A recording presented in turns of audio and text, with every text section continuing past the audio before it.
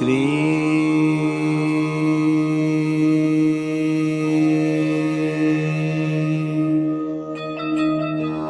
बाबा स्वामी नमो नमः।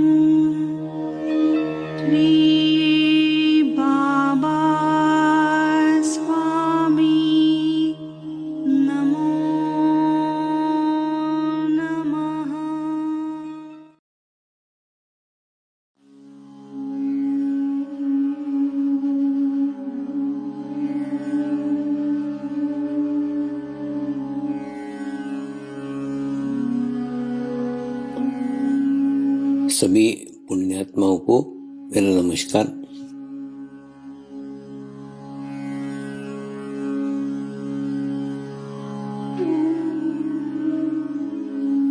गुरुर्ब्रह्मा गुरुर्विष्णु गुरुर्देवो महेश्वरा गुरु साक्षात् परब्रह्म तस्मै श्री गुरुवे नमः।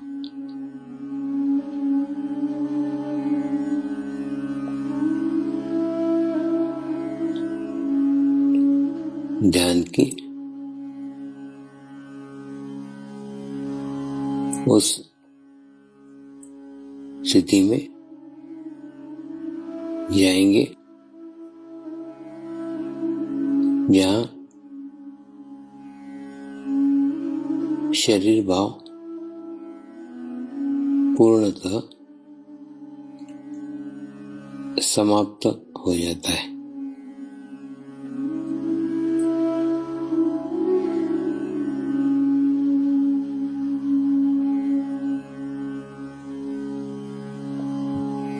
अपने पूरे शरीर को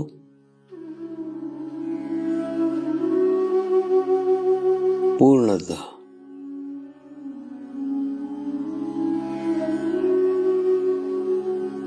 शिथिल छोड़ देंगे, एकदम रिलैक्स हो जाइए।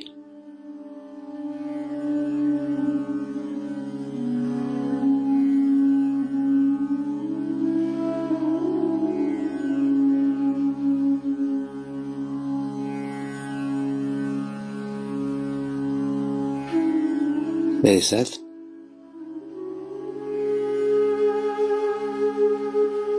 मंत्र का उच्चारण करेंगे।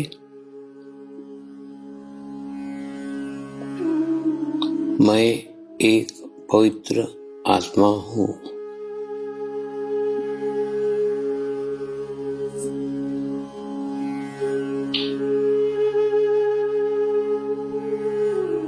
मैं एक शुद्ध आत्मा हूँ।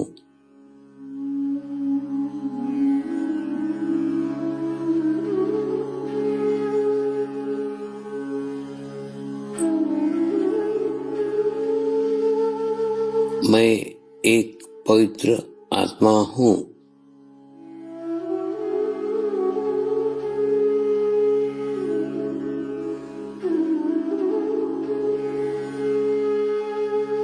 मैं एक शुद्ध आत्मा हूँ।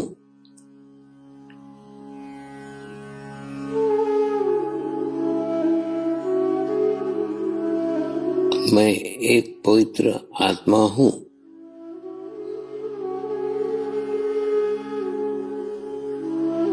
मैं एक शुद्ध आत्मा हूँ।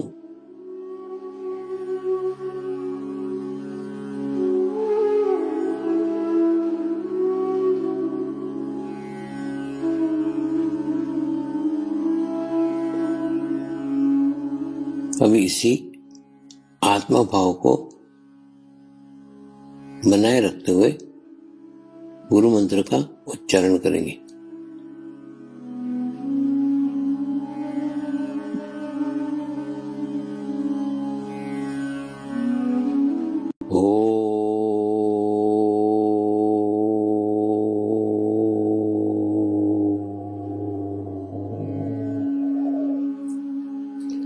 श्री शिव कृपानंद स्वामी नमो नमः।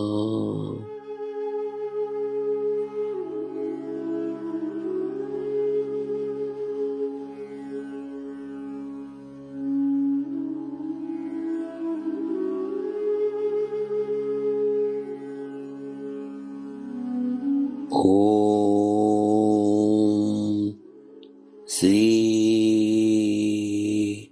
शिव कृपानंद स्वामी नमो नमः।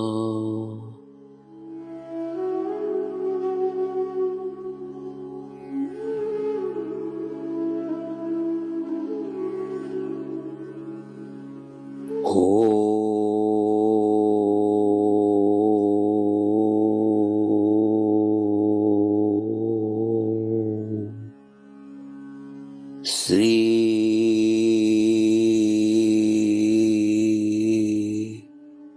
शिव कृपानंद स्वामी नमो नमः।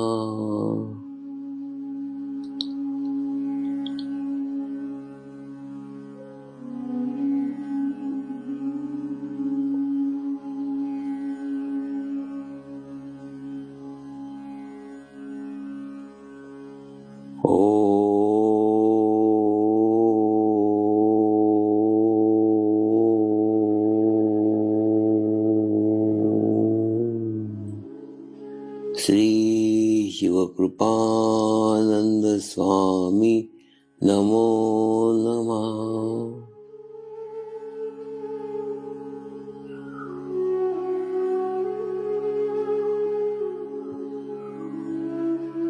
ओम श्री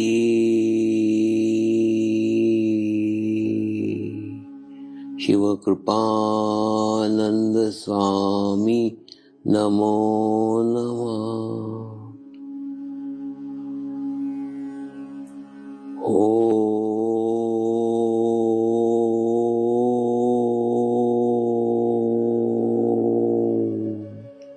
श्री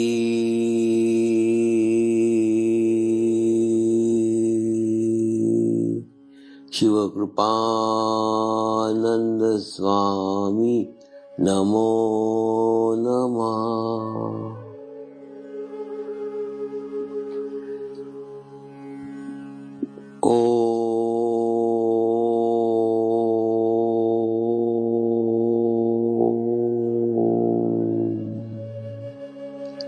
श्री शिव कृपानंद स्वामी नमो नमः।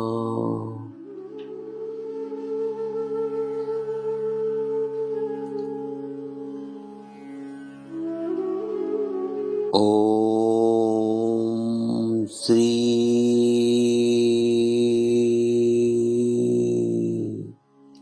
शिव कृपानंद स्वामी नमो नमः।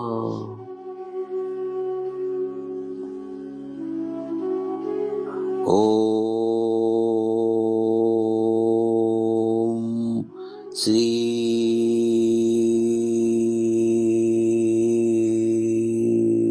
शिव कृपानंद स्वामी नमो नमः।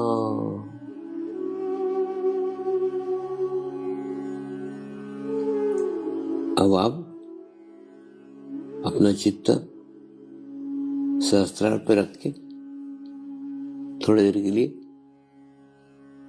ध्यान में जाएंगे।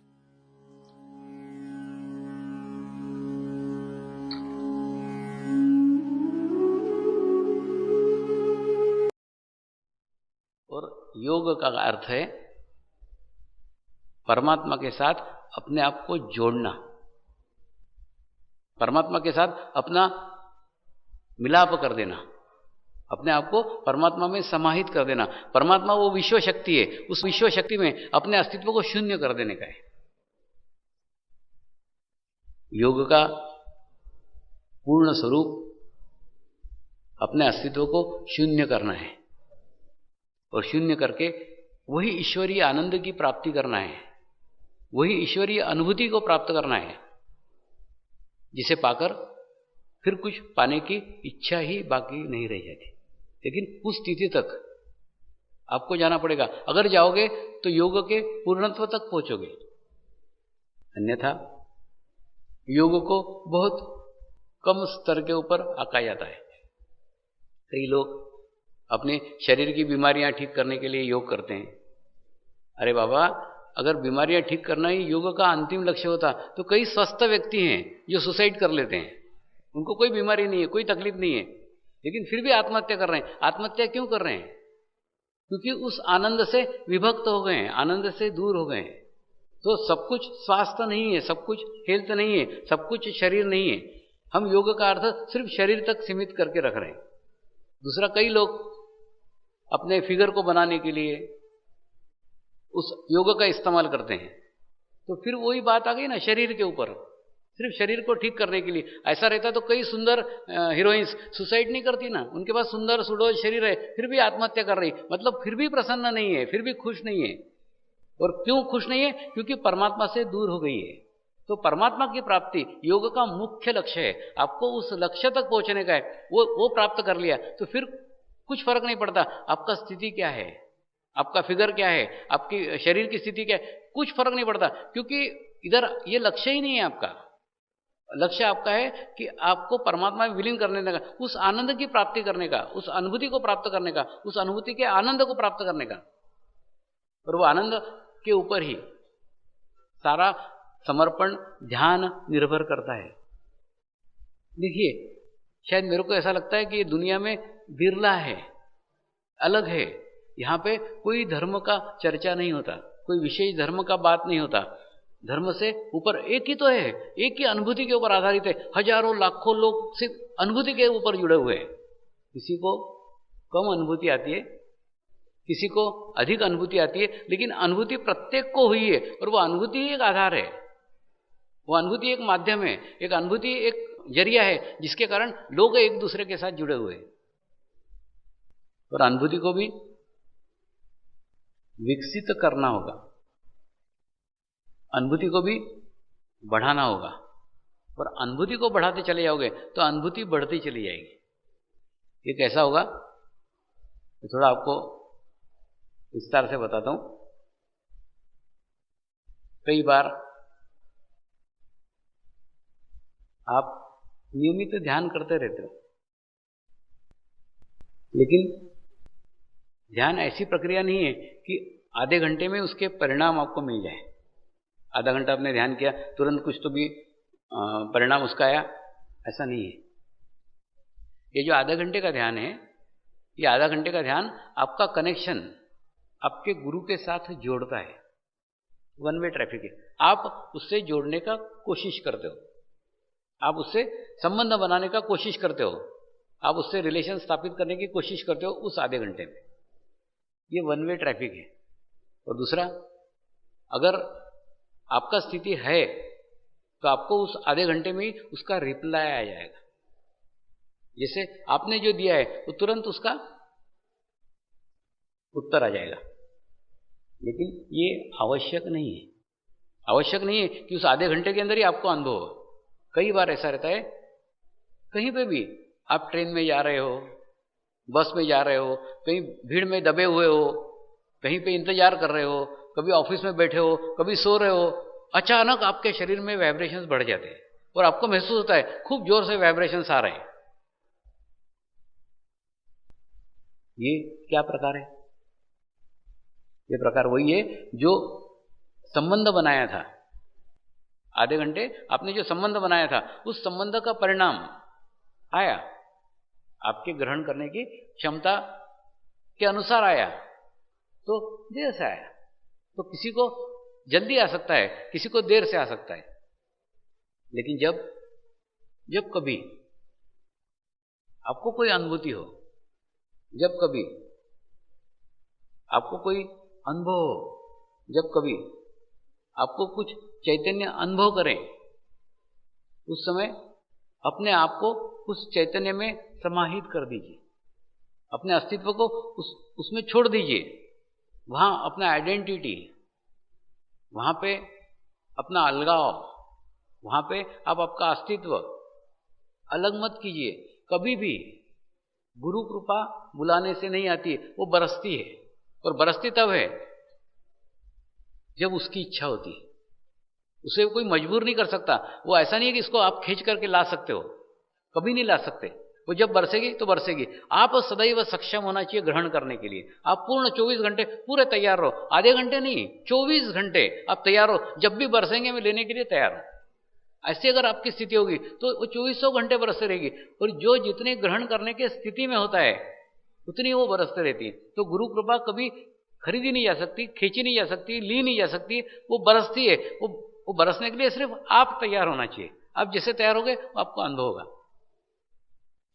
दूसरा, उसके अंदर कभी भी ये मत विचार आने देना कि मेरी स्थिति बहुत अच्छी हो गई है, इसलिए आज मुझे बहुत अच्छे वाइब्रेशंस फील हुए। देखिए यहाँ पे जहां आपने बोला मेरी स्थिति बहुत अच्छी हो गई है, मतलब आपने आपके अहंकार को पुष्ट किया, आपके अहंकार को बल दिया। और जैसे अहंकार को बल दिया, ये अहंकार धीरे से कब आपको सामूहिकता से कट ऑफ कर देगा आपको भी आपका पता नहीं चलेगा। बहुत सूक्ष्म है, धीरे से आपको अलग कर देगा। और जैसे अलग कर देगा फिर आप सोचोगे फिर वो अनुभूति आएगी, उससे बड़ी आएगी और फिर आगे विस्तार होगा, तो नहीं होगा। तो जब आती है, पहले बात समझ लीजिए, आपके प्रयत्नों से नहीं आई है। आपने प्रयत्न किए इसलिए वो अनुभूति नहीं आई। आपने तो आधा घंटा सुबह प्रयत्न किया था, वो तो रात को आई। मतलब आपके प्रयत्न से नहीं आई है, वो तो गुरु कृपा है। जब बरसे तो बरसे, उसको कौन बुला सकता है? बरसात है कभी भी बरस जाती है, उसको कोई बुला सकता है क्या? नहीं बुला सकता। उसी प्रकार से ये गुरु कृपा भी बरसात है, वो बरसती है जब बरसती है। तो इसलिए कभी भी मन में मत लाइए कि तुम्हारी स्थिति बहुत अच्छी हो गई इसलिए तुमने रिसीव कर लिया या तुमको वाइब्रेशंस आ गए। ये जिस दिन मन में विचार आ जाए उस दिन सोच लेना कि मेरे गिरने की नौबत आ गई है, मेरा भटकाव चालू हो गया है, मेरी फिसलन चालू हो गई है। कभी भी मत सोचिए कि आ सकती है। गुरु कृपा के अंदर ही चैतन्य अनुभव होता है। और गुरु कृपा एक माध्यम है जिस माध्यम से गुरु अपने शिष्यों को मिलता है। इसलिए जब भी आए तो उसके अंदर शामिल हो जाइए, उसकी करुणा को पकड़ लीजिए। उसमें महत्वपूर्ण भाग है करुणा। उसकी करुणा को पकड़ लीजिए। गुरुदेव आपके करुणा में अनुभव हो रहा है, गुरुदेव आपकी करुणा में अनुभूति आ रही है, गुरुदेव आपकी करुणा में चैतन्य महसूस हो रहा है, गुरुदेव आपके करुणा में मेरे रोम रोम में चैतन्य बरस रहा है, गुरुदेव आपके करुणा में मेरा अस्तित्व, मेरा अहंकार, मेरा दोष, मेरे कुसंस्कार सारे धीरे धीरे समाप्त हो रहे हैं। मेरा अस्तित्व धीरे धीरे शून्य हो रहा है। आपके करुणा में मेरा अस्तित्व पूर्णतः शून्य हो गए। अब मैं एक बूंद नहीं रह गया। मैं बूंद से सागर बन गया हूं। सागर बन जाने के बाद आपके करुणा के सागर में मैं स्नान कर रहा हूं। मैं डूब गया हूं, मैं डूब गया हूं, मैं डूब गया हूं। तो आप देखेंगे आप भीतर और भीतर और भीतर और भीतर उतरते चले जाएंगे। लेकिन जो चैतन्य की पहली लहर आई है जो पहली अनुभूति प्राप्त हुई है उस अनुभूति को पकड़ना पड़ेगा। और वह अनुभूति आपके प्रयत्न से आई नहीं है। वो अनुभूति आपकी ध्यान की उच्च अवस्था के कारण आई नहीं है। वो अनुभूति आपके बुलावे के कारण आई नहीं है। वो अनुभूति गुरु के दया के ऊपर आई है, गुरु के करुणा के ऊपर आई है। इस बात का ज्ञान जिस दिन आपको हो जाएगा उसी दिन आप आपके आध्यात्मिक प्रगति करने में सफल हो सकोगे। इसलिए आवश्यक है आप उस चैतन्य को ग्रहण करना, उस चैतन्य को पकड़ना, उस चैतन्य में अपने आप को डुबा देना सीख जाओगे तो धीरे धीरे वो चैतन्य आपको अनुभूति करना, अनुभव करना सिखा देगा। आपके अनुभूति का आधार, आपके चैतन्य का आधार, आपके करुणा का आधार का रहस्य आज मैं आपको बताता हूं। समर्पण ध्यान में खुद के प्रयत्न के लिए, खुद के प्रयास के लिए कोई स्थान नहीं है, क्योंकि जहां प्रयत्न आ गए, जहां प्रयास आ गया, उसके साथ मैं जुड़ा हुआ ही है। इसलिए आपके कोई प्रयत्न से, आपके कोई प्रयास से आपको यहां कुछ भी ना मिला है ना मिलेगा। इसलिए प्रयत्न करना छोड़ दीजिए, प्रयास करना छोड़ दीजिए। इसके अंदर आपके प्रयत्न से कुछ भी नहीं मिलता, सब अनायासी बरसता रहता है। और जब अनायासी बरसता रहता है तो बरसना निर्भर करता है, देखो सब चीज का मैंने बताया ना, दो पहलू होते हैं, एक अच्छा पहलू होता है, एक बुरा पहलू होता है। तो ये अच्छा है, इसमें आपको कुछ नहीं करना पड़ता है, जो कुछ मिलता है वो सहज मिलता है, बिना प्रयत्न के मिलता है। लेकिन इसके अंदर एक दोष है, इसके अंदर ये दोष है कि सब कुछ निर्भर है कि गुरु मेरे पे कितना खुश है, गुरु मेरे पे कितना प्रसन्न है। क्योंकि वो जितना प्रसन्न होगा, अरे बाबा गुरु को छोड़ दो, चलो तुम तुम्हारे दैनिक जीवन में गाय को ही देखो, गाय को प्यार करोगे, दुलार करोगे, ये करोगे तो वो दूध देना चालू करेगी। दूध देने के लिए देखो वाले उसको कितने पुचकारते रहते हैं, कितनी विनती करते रहते हैं, कितने मनाते रहते हो गाय को, तब दूध चालू होता है। तो ठीक उसी प्रकार से गुरु को प्रसन्न करना पड़ेगा, गुरु को खुश करना पड़ेगा, तो ताकि गुरु का दूध शुरू हो जाए, गुरु का चैतन्य शुरू हो जाए। और गुरु प्रसन्न होता है, गुरु यानी शरीर नहीं, गुरु यानी व्यक्ति नहीं, प्रत्येक आप सब में स्वामी जी विद्यमान है। प्रत्येक के अंदर स्वामी जी के दर्शन आप करो, और प्रत्येक साधक आपसे जितना खुश होगा, जितना प्रसन्न होगा, गुरु कृपा आप पे उतनी बरसती रहेगी। आपके साधकों से कितने अच्छे संबंध है, उसके ऊपर आपकी आध्यात्मिक प्रगति निर्भर करेगी। तो आप प्रयास करो, आप प्रयत्न करो कि आपके रिलेशंस, आपके संबंध अधिक से अधिक साधकों से अधिक अच्छे हो। जब ऐसा आप प्रयास करोगे, ऐसा आप प्रयत्न करोगे, तो ऑटोमेटिकली उतने बड़े अंशों के साथ, गुरु तत्व के उतने बड़े अंशों के साथ आप जुड़ते चले जाओगे। और जितने आप जुड़ते चले जाओगे उतनी चैतन्य का मिलने का संभावना, चैतन्य मिलने की जगह बढ़ती चली जाएगी। और जितनी बढ़ती चली जाएगी उतने आप विकसित होते चले जाओगे। दूसरा, किसी फूटे हुए मिट्टी के दिए में हम दिवाली में कभी तेल डालते हैं क्या? कभी तेल नहीं डालते हैं। अरे ये तो फूट गया, उठा के बाजू में फेंक दिया, उसमें कभी नहीं तेल डालते हैं।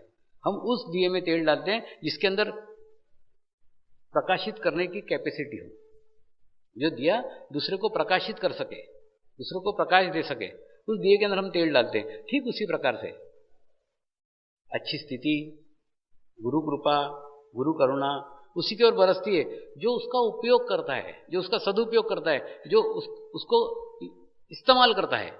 जो जितना आप उपयोग करोगे वो उतनी आएगी। तो आपके देने की स्थिति के ऊपर आपका मिलना निर्भर करता है। ये हर दफे जीवन में ध्यान रखो। हमारा गणित हर दफे उल्टा रहता है, मेरे को क्या मिला, वो मेरे को इतनी तनख्वाह देता है तो मैं इतना क्यों करूं। हर दफे हमारा ना व्यवहारिक दृष्टिकोण रहता है कि वो हमको इतना देता है मैं भी उसको उतना ही दूं। तो वो तेरे को कम दे रहा है तो तू तेरी कैपेसिटी क्यों कम कर रहा है? तू तेरी कैपेसिटी विशाल कर। तो या तो वो तेरे को ज्यादा देने को मजबूर हो जाए, या तो कोई दूसरा देने वाला स्थान तुझे मिल जाए। लेकिन तू तेरी कार्यक्षमता को क्यों कम कर रहा है? तो आवश्यकता है, आप क्या देना चाहते हो उसके ऊपर आपका मिलना निर्भर है। आप प्रयत्न करके देखो, आप एक इच्छा करके देखो, एक अच्छे कार्य में मेरे को इतना सहभाग देने का है, बराबर उसकी व्यवस्था कहां से होगी मेरे को नहीं मालूम, वो हो जाएगी।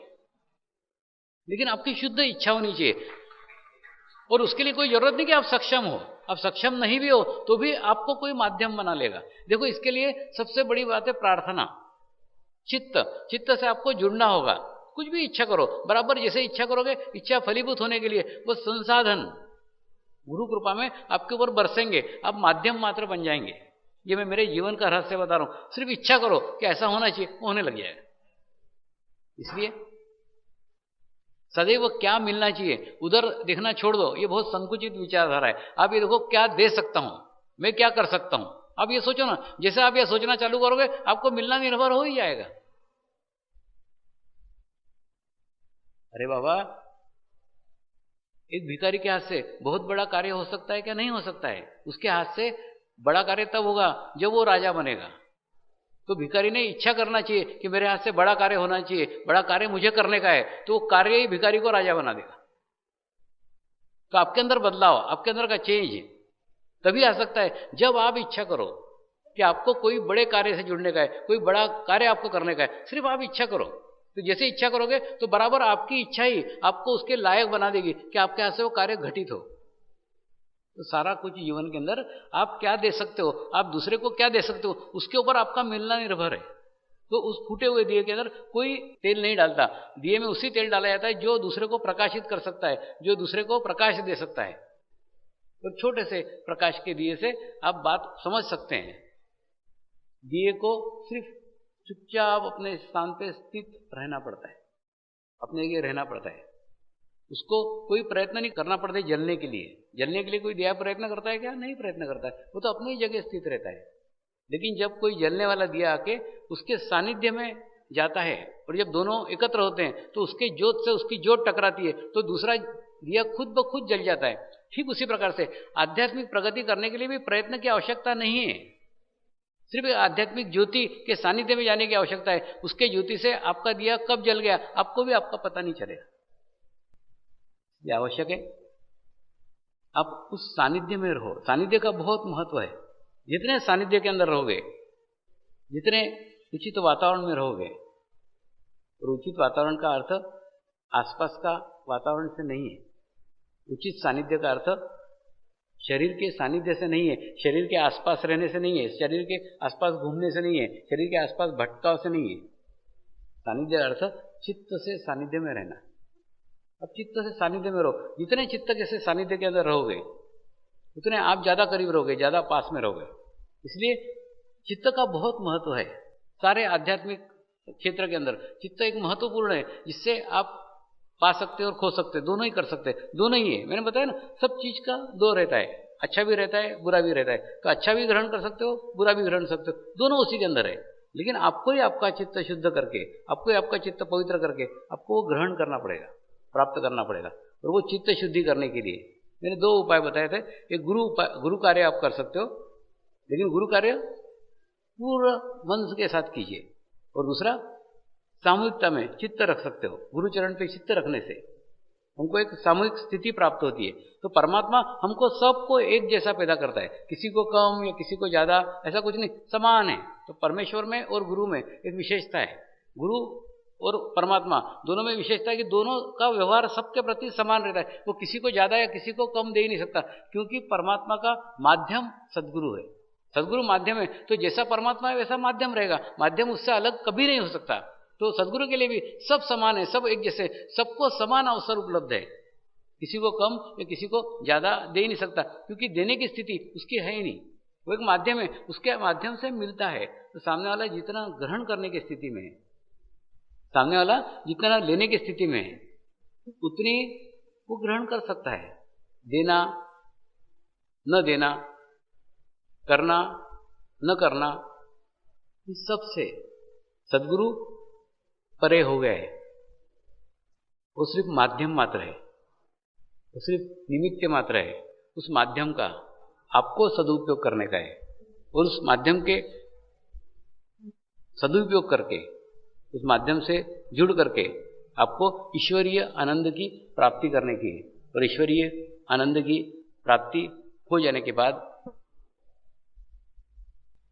उस आनंद को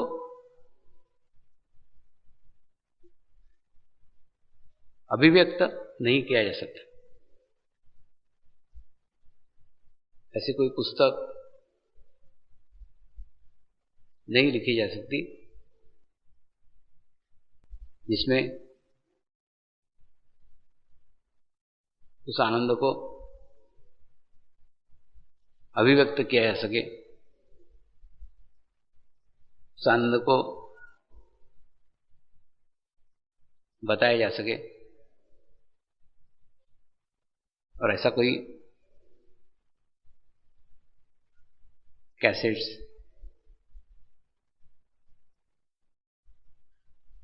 नहीं बन सकता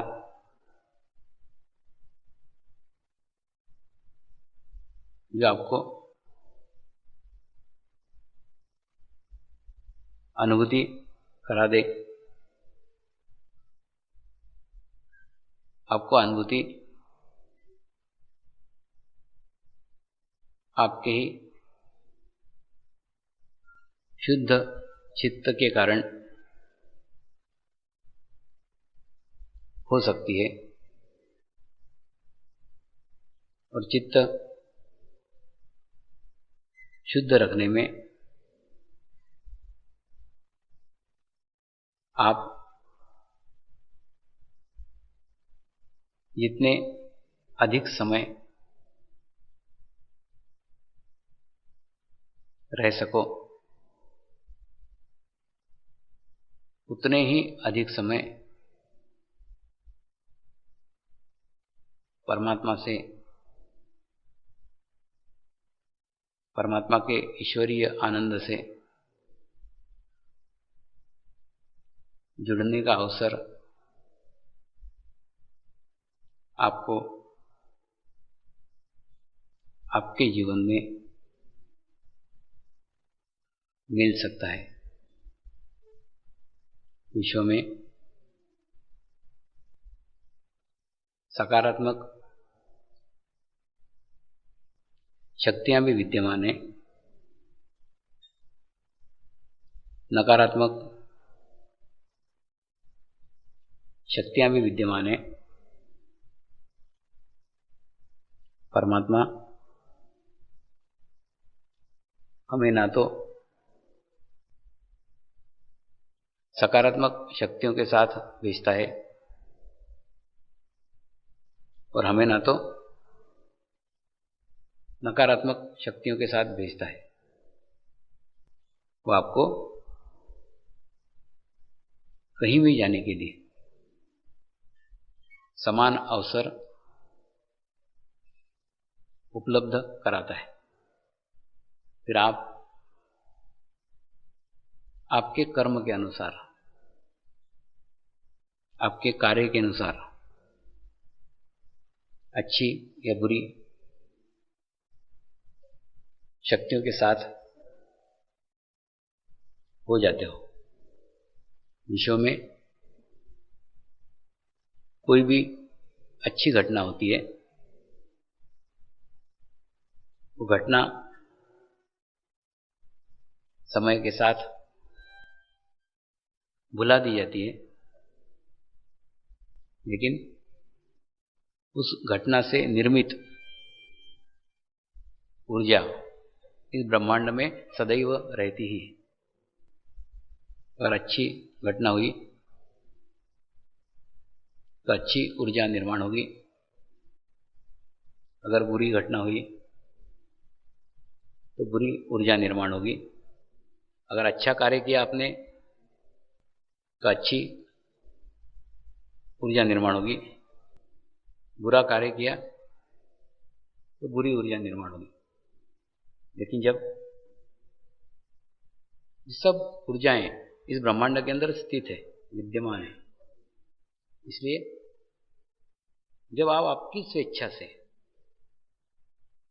आपकी इच्छा से किसी अच्छे कार्य को चुनते हो, कोई अच्छा कार्य करते हो, और अच्छा कार्य करने से जब आपके अंदर से एक अच्छी ऊर्जा शक्ति निर्माण होती है, तो धीरे धीरे वो ऊर्जा शक्ति जो ब्रह्मांड में अच्छी शक्तियां हैं उनके साथ जुड़ जाती है, उनके संपर्क में आ जाती है। और जैसे जैसे आपके अच्छे कार्यों का विस्तार होना शुरू हो जाता है, आपका संबंध भी उन अच्छी शक्तियों के साथ जुड़ना प्रारंभ हो जाता है, और धीरे धीरे फिर वो अच्छी शक्तियां ही, सकारात्मक शक्तियां ही आपके माध्यम से कार्य करना प्रारंभ कर देती है। और जब कार्य करना प्रारंभ कर देती है तो आपका अस्तित्व शून्य हो जाता है। और जब अस्तित्व शून्य हो जाता है तो एक छोटे से व्यक्ति के हाथ से, एक सामान्य व्यक्ति के हाथ से, एक मामूली व्यक्ति के हाथ से एक बहुत बड़ा विश्व स्तरीय कार्य संपन्न हो सकता है। तो इसीलिए हो सकता है क्योंकि उसने एक अच्छे कार्य को चुना। वो आपके ऊपर निर्भर है। आप अच्छा कार्य चुने तो अच्छी शक्तियां पीछे हो जाएंगी, आप बुरा कार्य चुने तो बुरी शक्तियां पीछे हो जाएंगी। इसलिए उस बुरा कार्य चुनते समय आप क्षणिक मत देखिए, थोड़े समय का मत देखिए, उसके विशाल दृष्टिकोण में देखिए, क्योंकि सारे बुरी शक्तियों वाले लोग आपके पीछे हो जाएंगे। वहां क्लब हो जाएगा, वहां एकत्रीकरण हो जाएगा बुरी शक्तियों का, और फिर एक व्यक्ति ने बुरा कार्य किया तो उसके हाथ से बुरे कार्य होते ही चले जाएंगे। ठीक उसी प्रकार से एक व्यक्ति ने अच्छा कार्य किया, उसके हाथ से अच्छे कार्य होते चले जाएंगे। तो ब्रह्मांड में सब विद्यमान है, अच्छी शक्तियां विद्यमान है, बुरी शक्तियां विद्यमान है। वो माध्यम ढूंढते रहती है, कौन उसका माध्यम बनना चाहता है। मेरी इच्छा है आप अच्छे शक्तियों का माध्यम बनो, अच्छे कार्य करो, अच्छे कार्य से जुड़ो। जैसे अच्छे कार्य करते चले जाओगे आपके हाथ से अच्छे कार्य होते चले जाएंगे। इसलिए कार्य कोई छोटा या कोई बड़ा नहीं होता, छोटे से छोटे कार्य भी आप आपके जीवन में चुनो, लेकिन हर दफे चुनाव करते समय चुनो कि कहीं ये गलत कार्य तो नहीं कर रहा हूं, ये बुरा कार्य तो नहीं कर रहा हूं। अन्यथा बुरी शक्तियां आपको माध्यम बना सकती है, आपको मीडिया बना सकती है, और फिर आपके माध्यम से अनेकों बुरे कार्य शुरू हो जाएंगे। तो अनेकों बुरे कार्य शुरू न होना चाहते हो तो एक बुरा कार्य मत करो। एक बुरा कार्य किया फिर लाइन लग जाएगी। ठीक उसी प्रकार से अगर अच्छे कार्य करना चाहते हो जीवन में, आप चाहते हो कि आपके हाथ से बहुत से अच्छे कार्य हो, तो एक अच्छे कार्य को चुनो। पहला अच्छा कार्य आप चुनो, पहला चुनाव आपका है। परमात्मा ने आपको पूरा स्वतंत्रता दी हुई है कि आप अच्छा कार्य चुनो, बुरा कार्य चुनो, वो कुछ नहीं कहता, वो सिर्फ आपके ऊपर छोड़ देता है। तो आपको निर्णय करना है आपको कौन सा कार्य चुनने का है, अच्छा कार्य चुनने का है, बुरा कार्य चुनने का है। तो जैसे आप अच्छा कार्य चुनते हो तो आपके पीछे अच्छे कार्य करने वाली शक्तियां विद्यमान हो जाती है। जब हमारे हाथ से अच्छा कार्य होने लग जाता है तो कार्य होते होते हम कब विकसित हो जाते हैं, कब डेवलप हो जाते हैं, उसका हमको खुद को भी पता नहीं चलता। क्योंकि कार्य की गति, कार्य का विस्तार धीरे धीरे इतना बढ़ जाता है कि आपका अस्तित्व ही गौण हो जाता है, आपका अस्तित्व ही छोटा हो जाता है। तो ये सारे आपके अस्तित्व के ही खेल हैं। अब आपके अस्तित्व को विलीन कर लो तो सारी समस्या ही समाप्त हो जाएगी। सारी समस्याएं, सारी प्रॉब्लम आपके अस्तित्व से जुड़ी हुई है। अस्तित्व है समस्या है, अस्तित्व है प्रॉब्लम है, अस्तित्व नहीं है प्रॉब्लम नहीं है, अस्तित्व नहीं है समस्या नहीं है। जब आप बूंद से सागर बन जाओ तो बूंद को नष्ट होने का खतरा है, सागर को नष्ट होने का खतरा नहीं है। इसलिए अगर हमें कभी किसी चीज का डर लगता है, कभी चीज का भय लगता है, भय भी इसी के लिए है क्योंकि हमने हमारा अस्तित्व अलग करके रखा हुआ है और उस अलग अस्तित्व के कारण ही हम छोटे हो गए हैं। और छोटे हो गए इसलिए हमें डर लग रहा है, हमें भय लग रहा है कि कहीं हमारा ही अस्तित्व समाप्त न हो जाए। लेकिन अगर आप आपके अस्तित्व को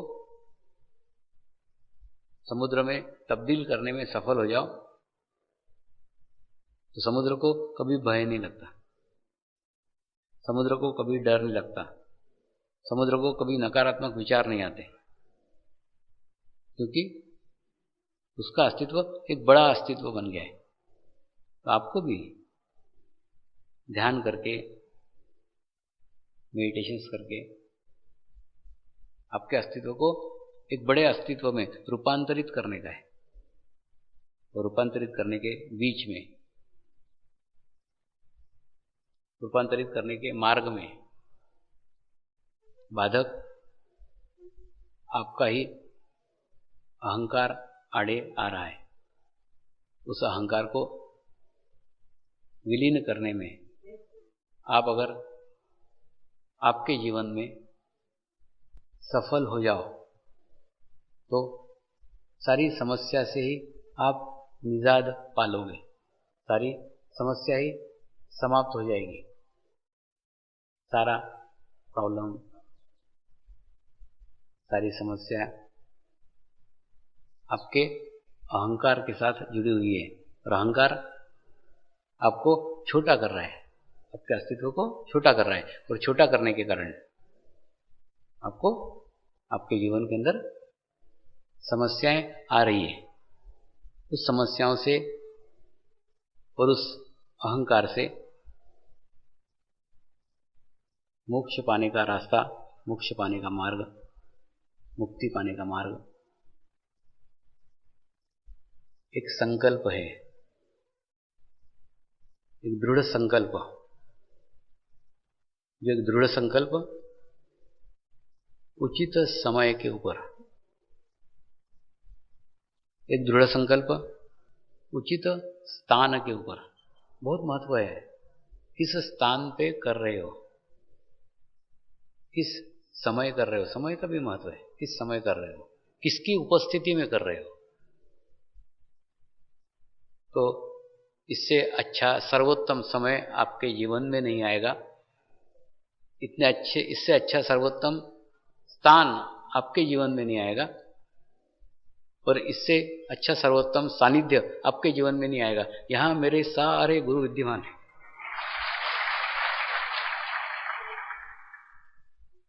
और आज अगर आप चूक गए तो पिछड़ जाओगे, अकेले अलग थलग पड़ जाओगे, क्योंकि एक अच्छे स्थान पर, एक अच्छे समय पर, अच्छे गुरु संगत में अगर आप आपकी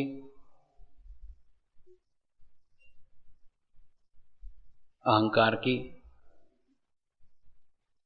पीड़ा को छोड़ने में सफल नहीं हुए तो जीवन में फिर दूसरा अवसर शायद ही आपको जीवन में कभी मिले। यह अंतिम अवसर है, लास्ट। इसलिए मेरी सबकी इच्छा है कि आप सभी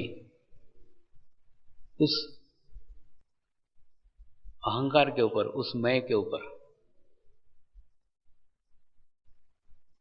नियंत्रण करें।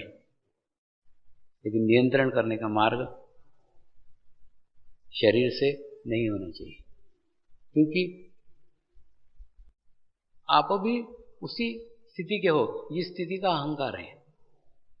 अहंकार से आप श्रेष्ठ नहीं हो, आप बलवान नहीं हो कि आप उस पर नियंत्रण कर सको, वो आपसे नियंत्रित हो सके। तो अहंकार पे नियंत्रण करने का एक ही रास्ता है, एक ही मार्ग है, और मार्ग है आप उस समुद्र में शामिल हो जाओ जिसे सद्गुरु कहते हैं, तो आपका कोई अस्तित्व ही नहीं है।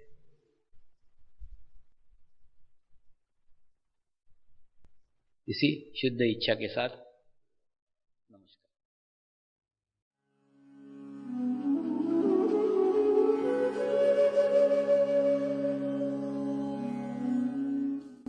अब हम प्रार्थना करेंगे सभी आत्माओं की आत्म उन्नति हो, आध्यात्मिक प्रगति हो। यही हमारी प्रभु से प्रार्थना है। नमस्कार। जय आत्मेश्वर।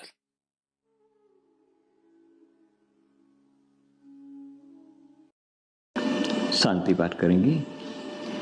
ओम द्यो शांति अंतरिक्षगम शांति पृथ्वी शांति रापः शांतिरौषधयः